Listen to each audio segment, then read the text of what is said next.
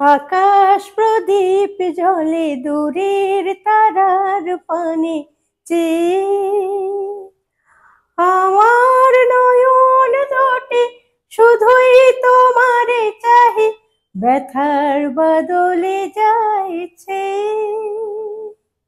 আকাশ প্রদীপ জ্বলে দূরের তারার পানে চেয়ে।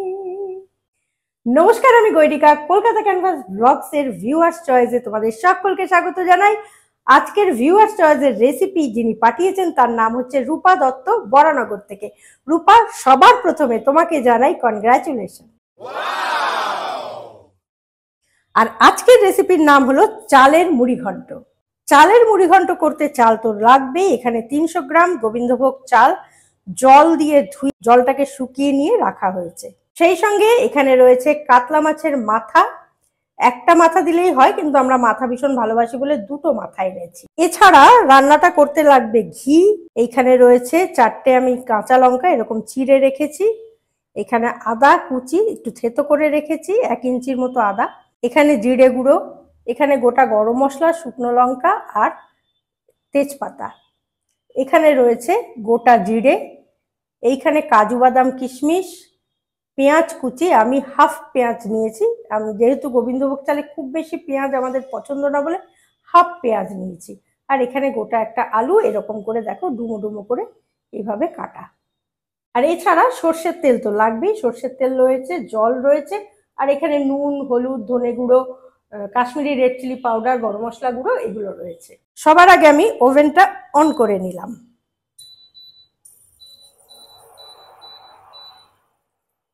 কড়াইটা একটু গরম করে নেব। কড়াই আমার গরম হয়ে গেছে। এবারে আমি সর্ষের তেল, খাঁটি সর্ষের তেল দিয়ে দিচ্ছি। সর্ষের তেলটা আমি একটু বেশিই দিচ্ছি, কারণ এটার মধ্যে কিন্তু চালটাও ভাজা হবে। তেল গরম হয়ে গেছে, এর মধ্যেই আমি একটু ঘি দিয়ে দিচ্ছি সামান্য। ঘিটাকে একটু মেল্ট করে নেব। এর মধ্যে আমি বেশ কিছু কাজু কিশমিশ একটু ভিজিয়ে রেখেছিলাম, সেটা দিয়ে দিচ্ছি। হালকা ভাজতে হবে, এটা কিন্তু খুব বেশি ভাজবো না, হালকা জাস্ট একটু টস করে নেওয়া। খুব বেশি ভাজলে পুড়ে যাবে। এর মধ্যেই আমি এবার এই যে ভিজিয়ে শুকিয়ে রেখেছি চালটা, এটা দিয়ে দেবো। এবার মিশিয়ে নেবো ভালো করে। মিশিয়ে নিয়ে চালটা একটু ভেজে নেবো। আমি কিন্তু এখানে কোনো নুন বা হলুদ কিছুই দিচ্ছি না, হালকা করে ভেজে নেবো। ঘিয়ে ভাজার ব্যাপারটা যেন মানে গন্ধটা যেন থাকে, সেই জন্যই ঘি দেওয়া। সাধারণত তো আমরা তেলেই করি, তাই না, মুড়ি ঘন্ট। কিন্তু এই সময় ফ্লেমটা আমি একটু কমিয়ে নিয়েছি, তা না হলে পুড়ে যাওয়ার একটা চান্স থাকে। আর এই যে কিশমিশগুলো অনেকেরই মনে হবে পুড়ে গেছে, তা কিন্তু নয়। আমার এই কিশমিশগুলো খয়েরি রঙেরই ছিল, এবারে তেলে দেওয়াতে যেটা হয় আর কি, সেটাই হয়েছে।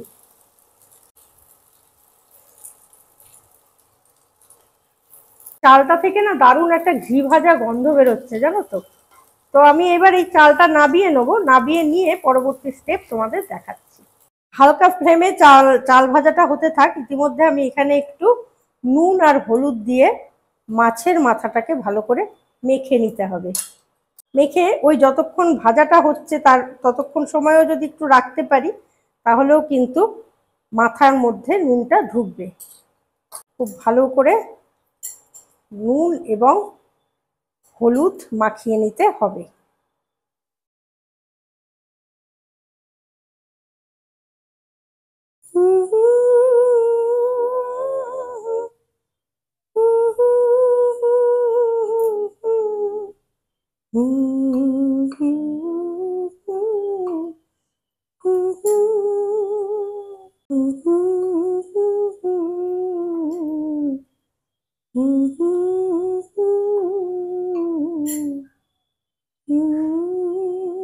এবার ভাজা চালটা আমি এখানে নাবিয়ে নিচ্ছি।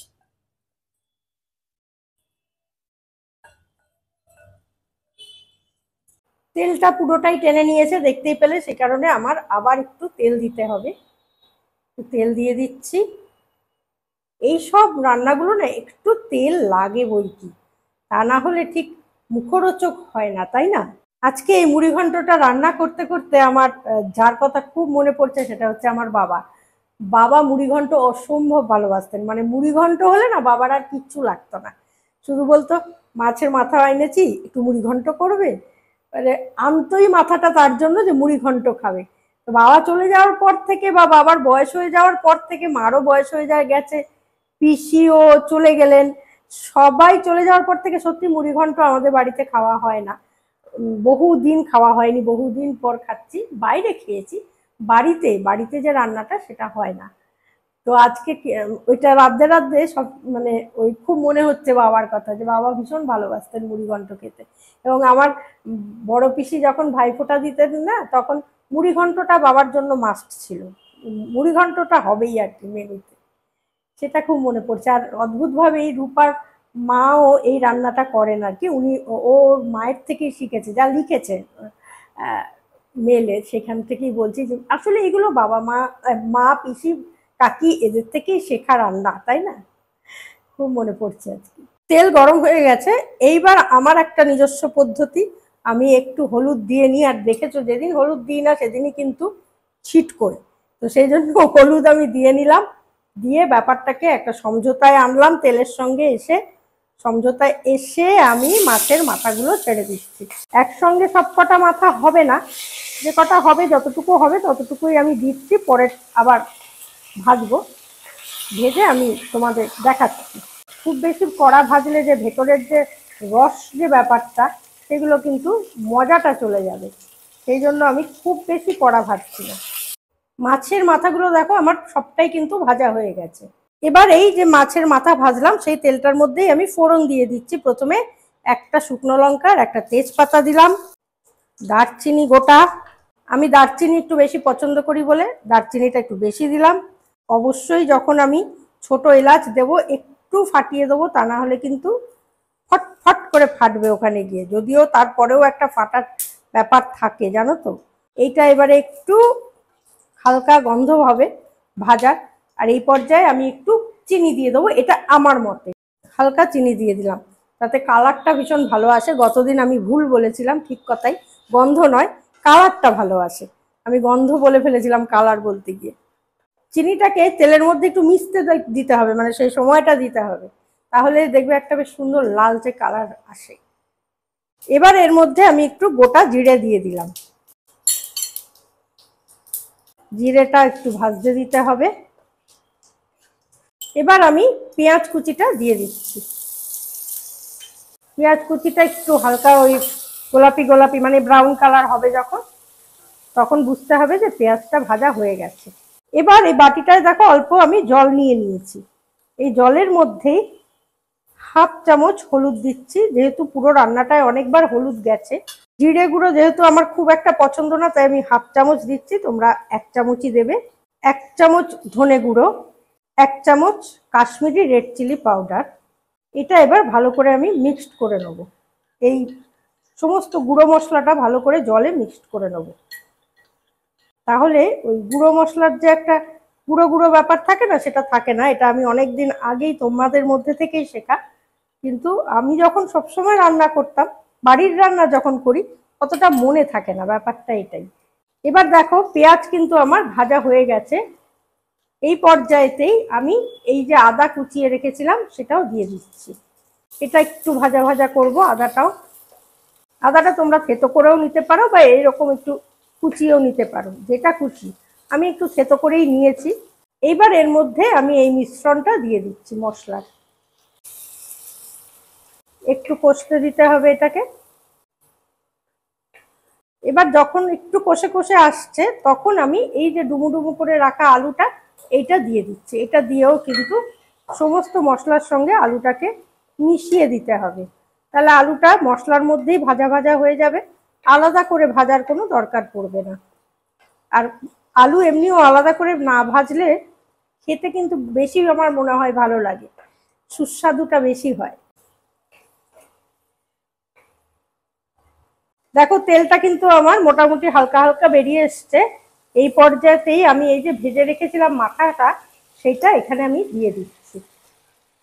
রূপা যেভাবে লিখেছে আমি চেষ্টা করছি সেইভাবেই করবার, কাজে রেসিপি কিন্তু রূপার, প্রণালীও রূপার, এবার হ্যাঁ, আমি করতে গিয়ে যদি কোনো ভুল ত্রুটি হয়ে থাকে তার জন্য আমি ক্ষমা অবশ্যই চেয়ে নেবো বা চেয়ে নিয়েছি গতদিন। আমি চিনিটা ভুলে গেছিলাম, সেরকম কিছু ভুল যদি হয়ে থাকে তার জন্য ক্ষমা প্রার্থনীয়। কারণ অন্যের রেসিপি তো, রান্না করতে গেলে দেখবে একটু বাঁধো বাঁধো তো লাগেই। তবু তোমাদের সকলের ভালোবাসায় মোটামুটি এখনো অবধি ঠিকঠাকই যাচ্ছে। সবগুলো মিশিয়ে নিলাম ওই মশলার সঙ্গে। আর মুড়ি ঘন্টয় না খুব বেশি মশলা তো পড়ে না, এটার একটা এমনি নিজস্বই খুব টেস্ট আছে ভালো একটা, ফলে খুব বেশি মশলা দেওয়ার কোনো দরকার পড়ে না, সুতরাং ঠিকই আছে। এইবার এর মধ্যে আমি এই যে চালটা ভেজে রেখেছিলাম ওই কাজু কিশমিশ দেওয়া, সেইটা দিয়ে দেবো। দারুণ একটা ব্যাপার হবে। আমি একটু হাত দিয়েই এগুলো কাচিয়ে দিচ্ছি, কারণ কোনো কিছুই অন্ন বিশেষ করে আমি চেষ্টা করি না ফেলার যতটা সম্ভব হয়। কারণ লক্ষ্মীর দানা, তাই না? সে যে চালই হোক না কেন লক্ষ্মীর দানা, তাই জন্য যতটা সম্ভব ততটা দিয়ে দেওয়া ভালো। এবার এই চালটার সঙ্গে পুরোটাকে ভালো করে মিশিয়ে দিতে হবে। এবার এখানে না আমি একটু নুন দেব, বুঝেছো? কারণ জল পড়বে তো, সেই জায়গা থেকে একটু নুন দিতে হবে। নুন দিয়ে দিলাম অল্প একটু, পরে আবার নয় টেস্ট করে দেওয়া যাবে নুনটা, যদি মনে হয় কম হয়েছে তাহলে টেস্ট করে দেব। আর একটু আমি চিনিও দিয়ে দিচ্ছি এই পর্যায়ে, কারণ একটুখানি মিষ্টি মিষ্টি হলেও অসুবিধে হয় না মুড়ি ঘন্ট।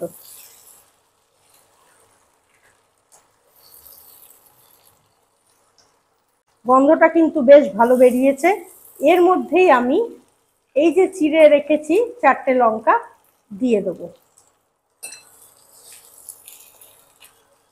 সবটাই ভালো করে মিশিয়ে নিলাম, আর বেশি মেশাবো না। এইবার যেটা করব সেটা হচ্ছে জল দেবো। এবার এখানে একটা কথা আছে, এই 300 গ্রাম যদি গোবিন্দভোগ চালের মুড়ি ঘন্ট করো তাহলে 750 থেকে 800 ml জল লাগবে। তো আমি এখানে 750 জল মানে ml জল মেপে রেখেছি, সেটাই আমি দিয়ে দিচ্ছি। কারণ এটা যেন এমনভাবে না হয় যে একেবারে গলে জল হয়ে যায়। আমি সেই জন্য প্রথমে এইটুকু দিচ্ছি, জল পুরোটা দিচ্ছি না। যদি দেখি এতে হলো না তখন আবার জলটা দেবো। এবার এটা ঢাকা দিয়ে দিলাম, এটা হতে থাক। হতে হতে একটু তোমাদের বলে দিই যে তোমরা কিভাবে আসবে এই অনুষ্ঠানে। প্রথমে যে তোমার রেসিপি, সেই রেসিপিটার নাম সহ, রেসিপির উপকরণ এবং প্রণালী সহ তোমার ছবি, ফোন নাম্বার এবং অ্যাড্রেস ইমেল করতে হবে। এই যে যাচ্ছে ইমেল আইডি, সেই আইডিতে ইমেল করতে হবে। তাহলে তোমার রেসিপি আমি রান্না করব। এবং সবশেষে যে মানে মাসের শেষ দিনে যার রেসিপি সব থেকে বেশি ভিউ হবে তিনি বা তার রেসিপি হবে রেসিপি অব দ্য মান্থ। তিনি পুরস্কৃত হবেন এবং আমার বাড়িতে আমন্ত্রিত হবেন।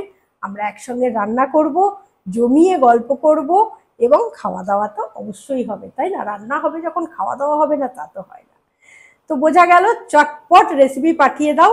প্রচুর রেসিপি আসছে এবং ভীষণ ভালো ভালো রেসিপি আসছে, নানা রকমের আসছে। আমি এটাই ভীষণ খুশি যে একই ধরনের যে মানে কি বলবো এখনকার দিনের সেই প্যানকেক ট্যানকেক যেরকম আসছে, তেমনি মা ঠাকুমা কাকিমাদের আমলে আমরা যে খেয়েছিলাম মুড়ি ঘন্ট, ছানার ডালনা, এই ধরনের ব্যাপারগুলোও কিন্তু আসছে। তো সেই জায়গা থেকে আমার সত্যি ভীষণ ভালো লাগছে তোমাদের এত সাড়া পেয়ে।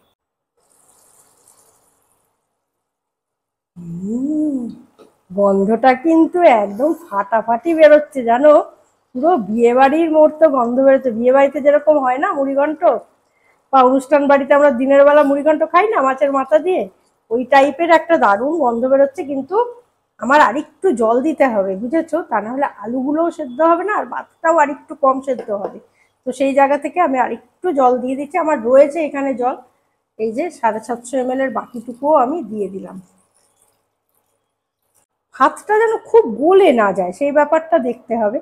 আমাদের সেই মারা যখন করতেন পিসি টিসিরা, তখন শুনতাম যে চালের সঙ্গে ভাত মানে পোলাওয়ের ক্ষেত্রেও এমনভাবে দিতে হবে এক কর যেন ডোবে এরকম ভাবে দিতে হবে জলটা। তাহলেই কিন্তু ভাত মানে পোলাওয়ের চাল বলো কি মুড়িঘণ্টর চাল বলো, ঝরঝরে ব্যাপারটা হয়। তো এটা আরেকটু হবে, হতে থাক। চালটা এখনো পর্যন্ত পুরোপুরি কিন্তু দেখো হয়নি সেদ্ধ, সুতরাং আরেকটু হবে। তো মুড়িঘণ্টটা হতে থাক, ততক্ষণে আমি বরং তোমাদের কমেন্ট বক্সে আসা একটা প্রশ্নের উত্তর দিই, কারণ উত্তরটা একটু বড় হবে বলে আমি আর ওখানে দিতে পারিনি। সেটা হচ্ছে যে একজনের খুব জিজ্ঞাসা হয়েছে যে আমি কি প্রত্যেকের রেসিপি সমানভাবেই করছি নাকি কিছু ছাটকাট দিয়ে পছন্দ করে করছি। না, এখনো পর্যন্ত চেষ্টা করছি প্রত্যেকের রেসিপি করবার। যারা পরিপূর্ণভাবে রেসিপি দিচ্ছ আমার কাছে জমা, মানে একদম টোটাল ডিটেলস দিচ্ছ, যেমন একজন দিয়েছে হাফ দিয়েছে তারপরে আর নেই আমার কাছে, তা আমি তো সেই রান্নাটা করতে পারবো না।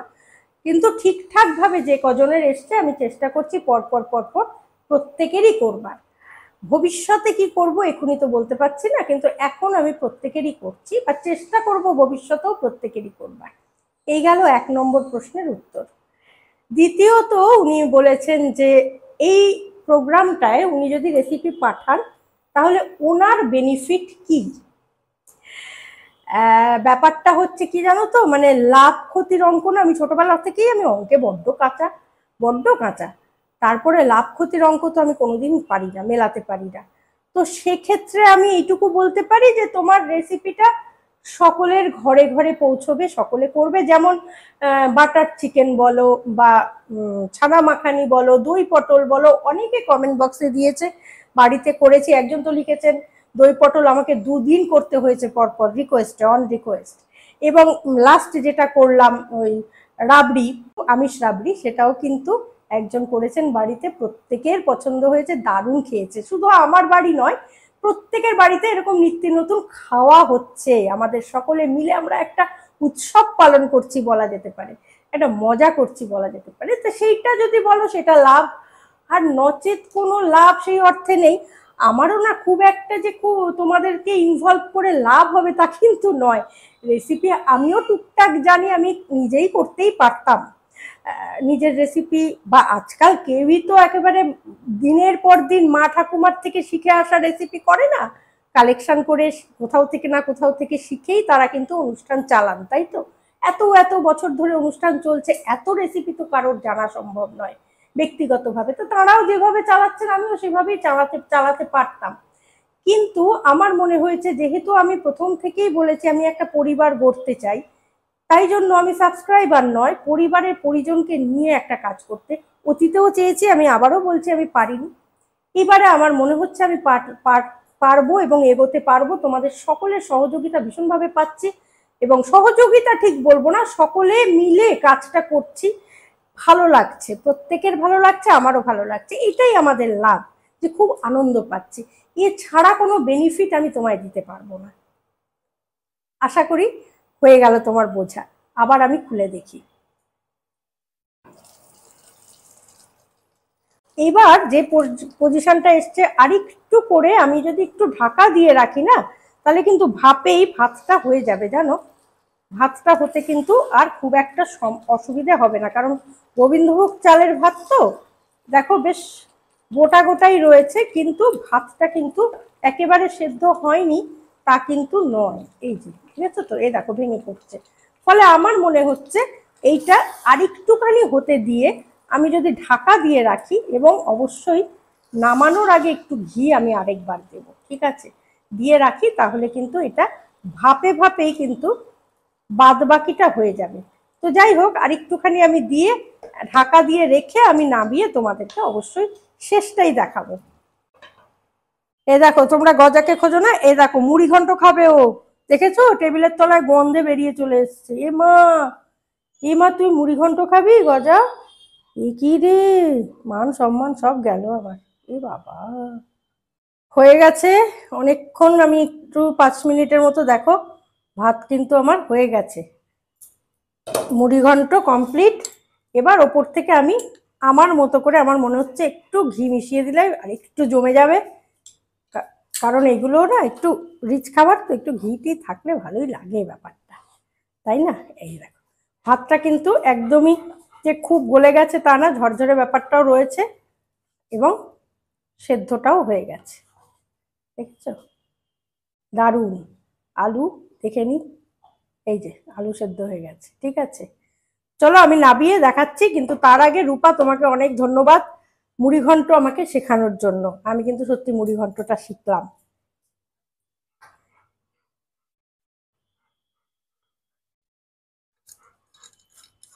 হুম, দারুণ দারুণ, দুর্দান্ত হয়েছে, দুর্দান্ত দুর্দান্ত বলে ফেলছে উত্তেজনায়। ভীষণ ভালো হয়েছে। দেখো চালগুলো কিন্তু সেদ্ধ হয়ে গেছে, দেখেছো তো? আর ভাত পুরো ভাত হয়ে গেছে, এই দেখো, এই যে আলু সেদ্ধ। ঠিক আছে, মাছ এই যে সেদ্ধ।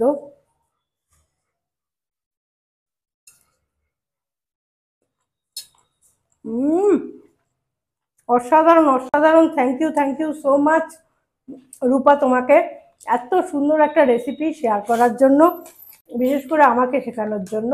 আশা করি অনেকে অনেক রকম ভাবে মুড়িঘণ্ট করে, এইভাবেও করা যায়। সেটা কিন্তু রূপা আমাদের দেখালো যে কাজু কিশমিশ দিয়ে খুব সুন্দর হয়েছে খেতে সত্যি।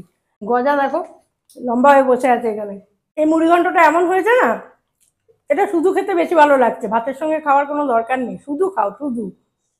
যারা ভাত খেতে ইচ্ছে করবে না তারা এরকম মুড়িঘণ্ট রান্না করে খেয়ে নাও। তো যাই হোক, আজকের রেসিপি আমার তো ভীষণ ভালো লেগেছে, তোমাদের কেমন লেগেছে কমেন্ট বক্সে অবশ্যই জানিও।